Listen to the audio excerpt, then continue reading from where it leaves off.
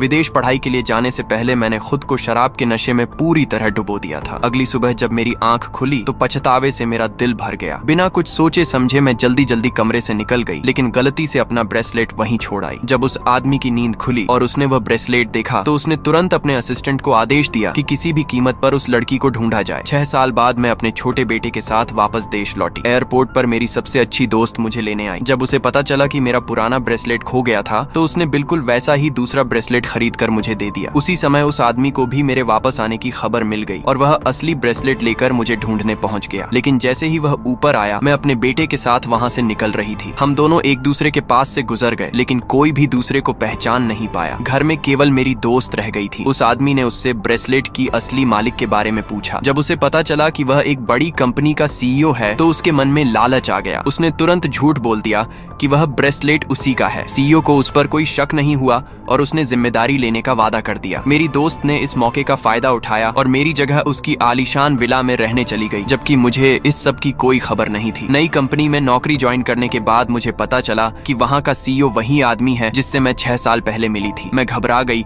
और अनजाने में उससे बचने लगी, क्योंकि मुझे डर था कि कहीं वह मुझे पहचान न ले। लेकिन सौभाग्य से उसे बस इतना याद था कि उसने मुझे और मेरे बेटे को पिछले दिन नीचे देखा था, इसलिए वह मुझे पहचान नहीं पाया। उस समय उसे केवल मेरा बेटा बहुत प्यारा लगा था। कुछ ही दिनों बाद उसने अपने असिस्टेंट को आदेश दिया कि मुझे उसकी पर्सनल सेक्रेटरी बना दिया जाए। मेरी तनख्वाह $1,00,000 प्रति महीने तय हुई। बेटे के इलाज और मेडिकल खर्चों की वजह से मेरे पास यह नौकरी स्वीकार करने के अलावा कोई रास्ता नहीं था। मैं हर दिन अपने बेटे को साथ लेकर ऑफिस जाने लगी। मेरा शरारती बेटा एक दिन उसके पास भाग कर गया और मासूमियत से पूछ बैठा कि क्या वह उसका पापा बन सकता है। मैं तुरंत दौड़कर गई, माफी मांगी और बेटे को वहाँ से ले आई। मैंने उसे समझाया कि वह लोगों को ऐसे परेशान न किया करे। लेकिन जब मैं कॉपी करवाने गई हुई थी तब मेरा बेटा फिर उसके पास पहुँच गया और उससे उसे वॉशरूम ले चलने को कहा। मुझे आसपास न देखकर उसने हामी भर दी। रास्ते में एक कर्मचारी गुलाबों का बड़ा गुलदस्ता लेकर गुजर रहा था। तभी अचानक दोनों को एक साथ छींक आ गई। वह यह देखकर दंग रह गया कि मेरे बेटे को भी बिल्कुल उसी तरह पराग कणों से एलर्जी थी जैसी उसे खुद को थी। उसी पल उसके मन में शक पैदा हुआ। वह जल्दी से वापस लौट आया, लेकिन यह नहीं जानता था कि उसी क्षण से उसने मेरी असली पहचान पर संदेह करना शुरू कर दिया था।